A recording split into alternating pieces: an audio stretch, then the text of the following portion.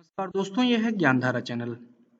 आज के इस वीडियो में हम लोग बात करेंगे आरपीएससी असिस्टेंट प्रोफेसर भूगोल विषय प्रथम प्रश्न पत्र के अंतर्गत 51 नंबर प्रश्न से लेकर 75 नंबर प्रश्न तक उनके हल।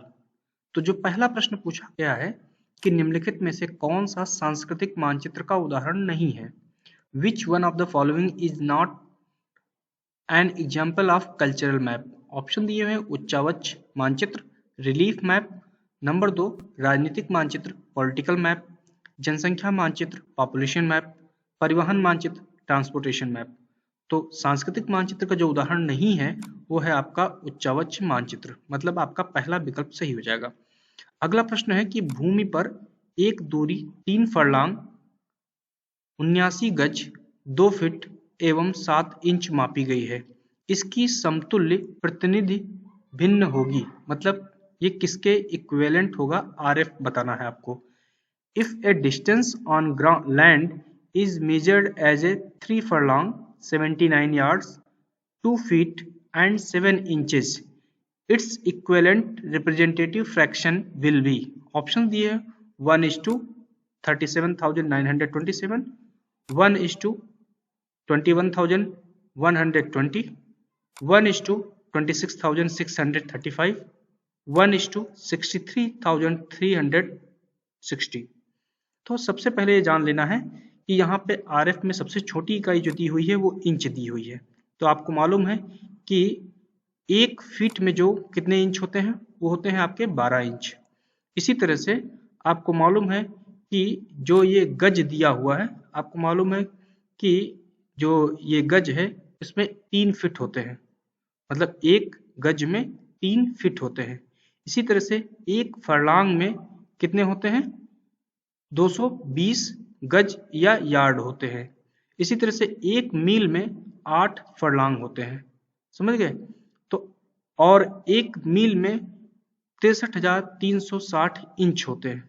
तो 3 फरलांग को आप पहले क्या करेंगे? कन्वर्ट करेंगे इंच में। उसके बाद इसको यार्ड को भी आप इंच में कन्वर्ट करेंगे। कैसे कन्वर्ट करेंगे? सिंपली करना है, क्या करना है? 220 गुणे 79 इंटू 12, तो क्या हो जाएगा? ये आपका आ जाएगा किसमें? इंटू 3। ये टोटल आपका सब जब इसको कैलकुलेट करेंगे तो आपकी जो वैल्यू आएगी वो कौन सी आएगी? सबसे पहले देखना है। तो आपकी जो वैल्यू आ जाएगी वो आ जाएगी 1:26,635। बस इतना याद रखना है आपको, बिल्कुल ध्यान रखना है कि एक मील में 8 फरलांग, एक फरलांग में 220 यार्ड या गज, एक यार्ड में 3 फीट और एक फीट में 12 इंच होता है। तो आप इन सबको जहां पे जो वैल्यू रखनी है उसको रख देंगे तो आपकी वैल्यू जो है थर्ड वन आ जाएगी। अगला प्रश्न है कि प्रतिनिधि भिन्न 1:253,440 का निम्नलिखित में से कौन सा सही रूपांतरण नहीं है? Which of the followings is not a correct conversion into statement scale of an RF 1:253,440? आपके ऑप्शन दिए हुए हैं कि 1 इंच बराबर है 7,040 गज के, 1 इंच बराबर है 32 फरलांग के, 1 इंच बराबर है 21,220 इंच के 120 इंच के, और 1 इंच बराबर है 4 मील के। तो अगर इसको कन्वर्ट करते हैं सिंपली, अगर हम डिवाइड करते हैं मील से, ये जो वैल्यू दी हुई है 63,360 से करेंगे तो ये तो कंफर्म हो जाएगा कि 1 इंच बराबर 4 मील हो गया, कंफर्म। अब आपको मालूम है कि 1 मील में कितने फरलांग होते हैं? 8 फरलांग होते हैं। तो यहाँ पे अगर आप 8 से गुणा कर देंगे तो कितना हो जाएगा? 32। ये 1 इंच बराबर 32 फरलांग हो जाएगा। इसी तरह से आपको मालूम है कि एक जो फरलांग है उसमें 220 यार्ड होते हैं या गज होते हैं। तो अगर 220 से गुणा करेंगे तो ये आपका 7,040 हो जाएगा, मतलब कि 1, 2 एंड 4 ये करेक्टली मैच हैं, लेकिन 1:21,120 इंच ये आपका सही रूपांतरण नहीं है। अगला प्रश्न है कि असत्य कथन को छांटिए। Find out the statement which is not true. पहला प्रश्न ऑप्शन है कि किसी स्थान का अक्षांश उस स्थान की वह कोणीय दूरी है जो विषुवत वृत्त के उत्तर या दक्षिण उस स्थान के यामोत्तर पर पृथ्वी के केंद्र से मापी जाती है। The latitude of a place is its angular distance north or south of the equator measured along the meridian of that place from the center of earth। दूसरा जो आपका विकल्प है कि एक ही अक्षांश पर स्थित स्थानों को मिलाने वाली रेखा समानांतर कहलाती है। Lines joining places with the same latitudes are called parallel. और उसके बाद थर्ड आपका है कि विषुवत वृत्त सहित अक्षांश समानांतर की कुल संख्या 179 है। The total number of parallels of latitudes including the equator is 179। और फोर्थ ऑप्शन है कि उत्तरी एवं दक्षिणी गोलार्धों में से प्रत्येक में अक्षांश समानांतरों की कुल संख्या 90 है। The number of the parallels of latitudes in each of the northern and southern hemisphere is 90। अब ये चार विकल्प आपके दिए हुए हैं, आपसे पूछा गया है कि कौन सा विकल्प असत्य है, मतलब कि सही नहीं है। तो आप बताइए कि चारों विकल्प को आपने पढ़ लिया, समझ लिया। अब आप बताइए कि सही उत्तर क्या है। तो आपका जो सही उत्तर है वो कौन सा है कि उत्तरी एवं दक्षिणी गोलार्धों में से प्रत्येक में अक्षांश समानांतरों की संख्या कितनी है?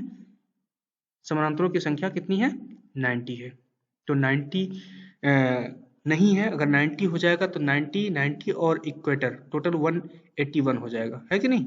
जबकि कुल विषुवत वृत्त सहित मिला के कुल कितनी है? 179 है। तो आपका डी नंबर ऑप्शन जो है सही नहीं है। अगला प्रश्न आपका है कि असत्य कथन को छांटिए। Find out the statements which is not true. पहला है कि देशांतरी यामोत्तर विषुवत वृत्त को समकोण पर काटते हैं। The meridians of longitudes intersect the equator eight right angle. दूसरा है सभी देशांतरी यामोत्तरों की लंबाई समान होती है। All the meridians of longitude are equal in length. Number 3, देशांतरी यामोत्तर वृत्ताकार होते हैं जो ध्रुवों पर एक बिंदु पर मिलते हैं। The meridians of longitude are circles that converge the pole। And fourth one, 0 degree देशांतरी यामोत्तर को प्रधान यामोत्तर स्वीकार करने के लिए अंतरराष्ट्रीय समझौता है। There is an international agreement to adopt the 0 degree meridian of longitude as a prime meridian। तो आपका जो कौन सा असत्य कथन है? तो आपका जो असत्य कथन है वो आपका है 3 नंबर की देशांतरी यामोत्तर वृत्ताकार होते हैं जो ध्रुवों पर एक बिंदु पर मिलते हैं। ये आपका कथन असत्य है। अगला प्रश्न है कि लेग्योड्रेम है। लेग्योड्रेम इज, पहला है कि मालवीय प्रक्षेप पर खींची गई सीधी रेखा जो कि एक स्थिर दिक्मान वाले दो बिंदुओं को जोड़ती है। A straight line drawn on Malviya projection joining any two points having a constant bearing. दूसरा है कि गाल प्रक्षेप पर खींची गई सीधी रेखा जो एक स्थिर दिक्मान वाले दो बिंदुओं को जोड़ती है। A straight line drawn on Gall projection joining any two points having a constant bearing. तीसरा है कि सिनुसॉइडल प्रक्षेप पर खींची गई सीधी रेखा जो कि एक स्थिर दिक्मान वाले दो बिंदुओं को जोड़ती है। A straight line drawn on sinusoidal projection joining any two points having a constant bearing. और चौथा है कि इनमें से कोई नहीं, नन ऑफ दीज। तो आप बताइए कि लेग्योड्रेम क्या है? आपने पढ़ा होगा प्रोजेक्शन में, आपको मालूम होगा, ग्रेजुएशन में आपने पढ़ा था। तो आपका सही विकल्प है कि इनमें से कोई भी सही नहीं है। ठीक है, तो लेग्योड्रेम है क्या करेक्टली, वो आप मुझे कमेंट बॉक्स में पोस्ट करिए। अगला प्रश्न है कि कथन जो यथाकृतिक प्रक्षेप के संबंध में सही है। Which statement is correct in context of orthomorphic projection. Options दिए हुए हैं आपके कि इस प्रक्षेप में मापनी की शुद्धता बनाई रखी जाती है। Scale is correctly maintained in the projection. Number 2, इस प्रक्षेप में सभी बिंदुओं की दिशाओं को सही सही दर्शाया जाता है। Directions of all points are correctly represented in this projection. Number 3, इस प्रक्षेप में विभिन्न क्षेत्रों की आकृतियों को सही सही चित्रित किया जाता है और क्षेत्र की शुद्धता की उपेक्षा की जाती है। Shapes of different areas are portrayed correctly ignoring correctness of area in this projection. और चौथा है कि इस प्रक्षेप को समदूरस्थ प्रक्षेप भी कहा जाता है। This projection is also known as equidistant projection. तो आपसे पूछा गया कौन सा यह अर्थाकृतिक प्रक्षेप के संबंध में सही है। तो आपका जो सही है वो है आपका कौन सा कि इस प्रक्षेप में विभिन्न क्षेत्रों की आकृति को सही सही चित्रित किया जाता है और क्षेत्र की शुद्धता की अपेक्षा की जाती है। अगला प्रश्न आपका जो है पूछा गया है कि कथन को समक्षेत्र बेलनाकार प्रक्षेप के संबंध में सही नहीं है, वह है the statement which is not correct in context of cylindrical equal area projection is. Number 1, इस प्रक्षेप में क्षेत्र की समानता को बनाए रखने के लिए आकार में विकृति लानी पड़ती है। Equality of area is maintained at the cost of distortion in shape. Number 2 है कि इस प्रक्षेप में मापनी केवल 45 डिग्री अक्षांशीय समानांतर के पास ही सही होती है। Scale is true only along the 45 degree parallel of latitudes in this projection.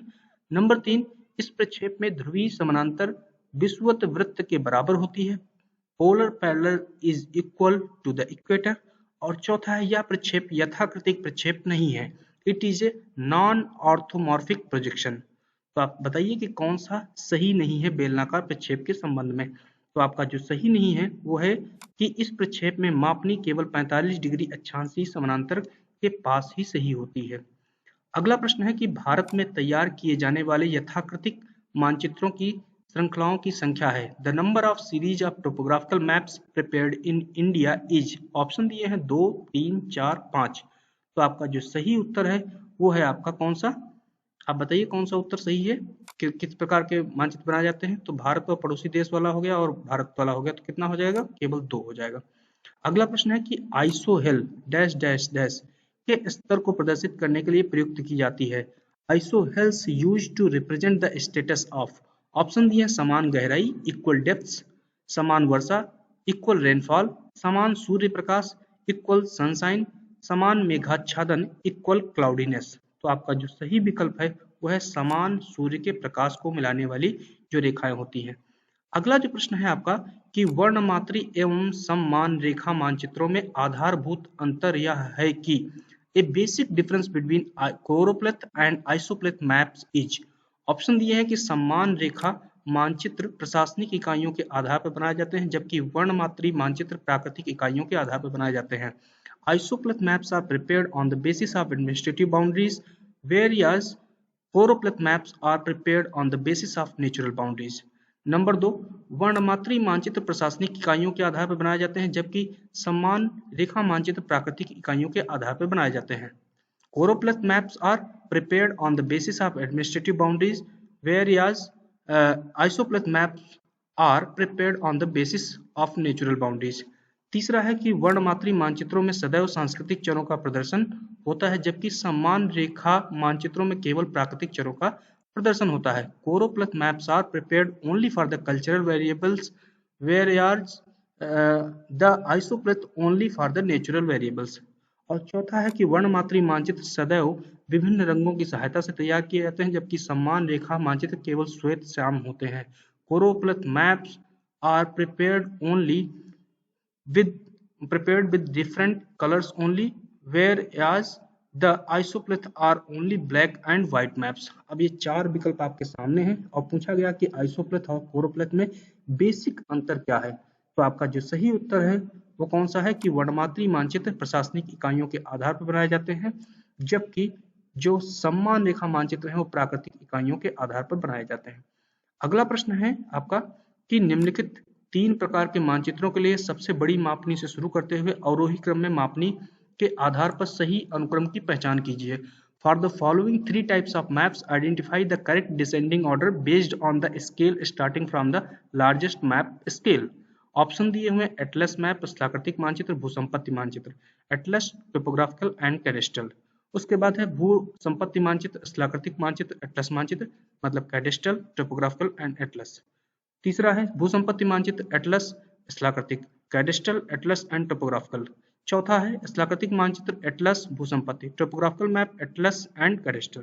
तो आपसे पूछा गया है कि सबसे बड़ी मापनी से शुरू करते हुए घटते मापनी के क्रम में लिखना। तो सबसे बड़ी मापनी किसकी होगी, आप खुद सोचिए कि जो सबसे छोटे एरिया को दर्शाएगा तो सबसे छोटा कौन सा होगा, भूसंपत्ति मानचित्र होगा, उसके बाद स्थलाकृतिक होगा, उसके बाद एटलस होगा। तो आपका बी नंबर सही हो जाएगा।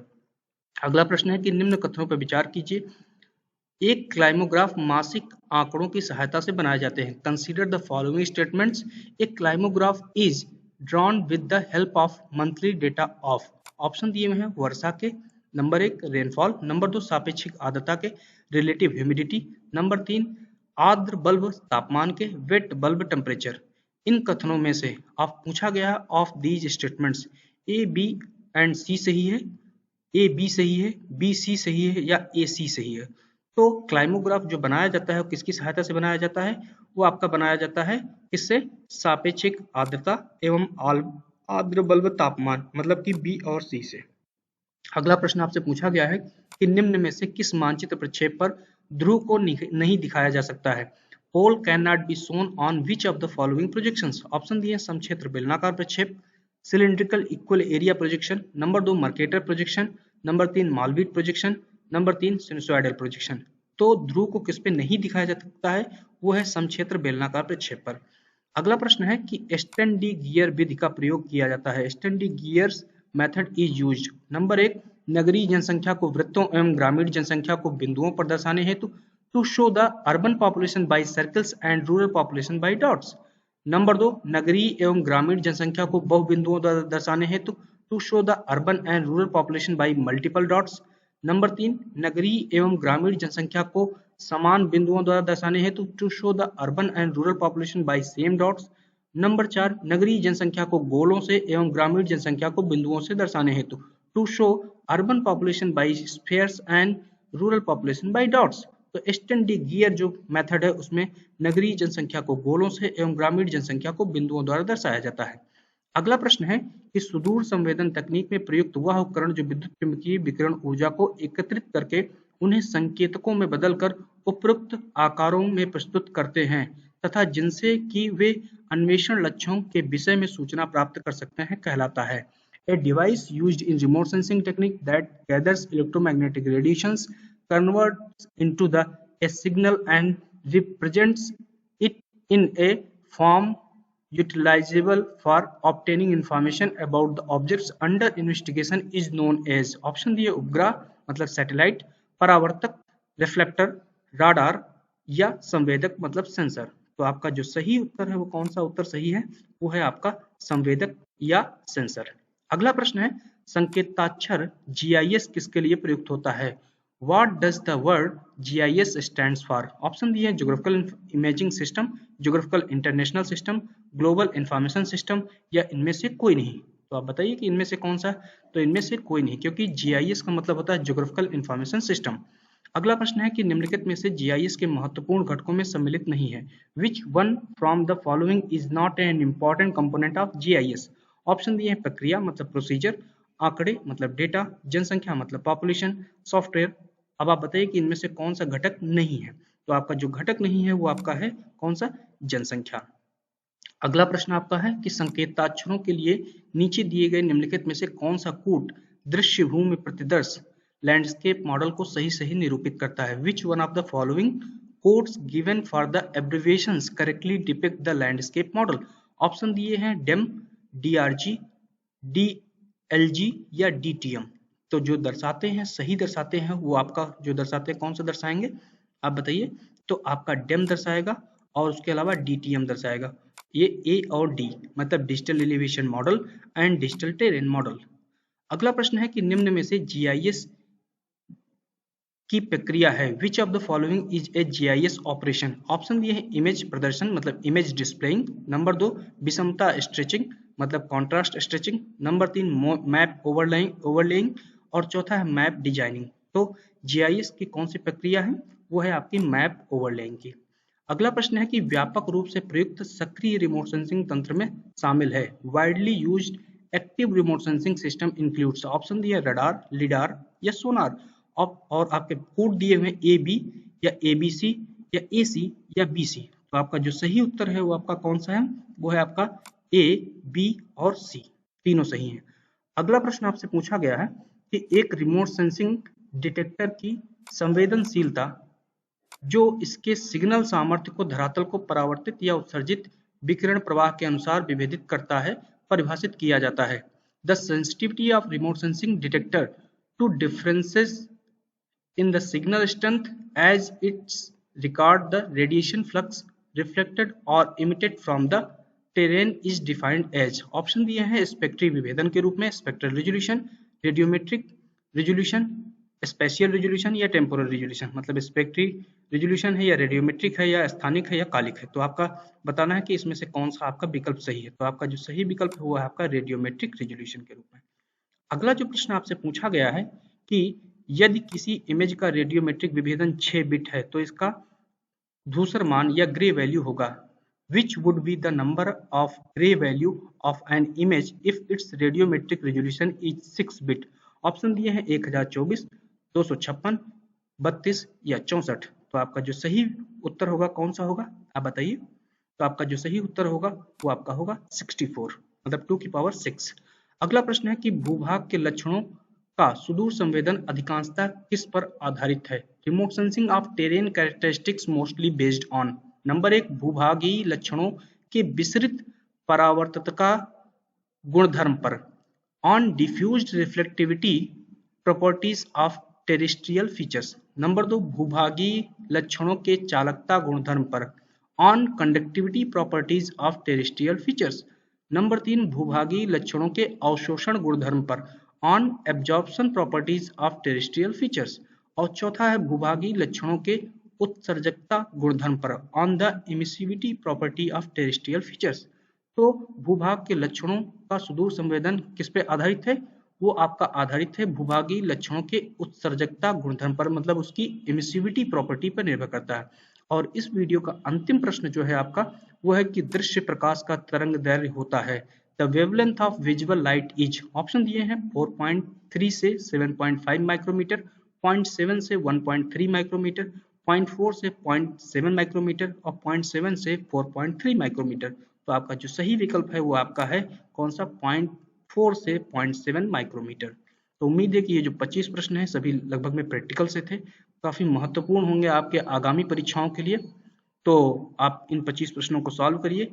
आगे के वीडियो में हम आगे के प्रश्नों के बारे में बात करते हैं और आप मुझे बताइए कि ये प्रश्न कैसे हैं और ये वीडियोस आपके लिए कितना उपयोगी साबित हो रहे हैं। धन्यवाद।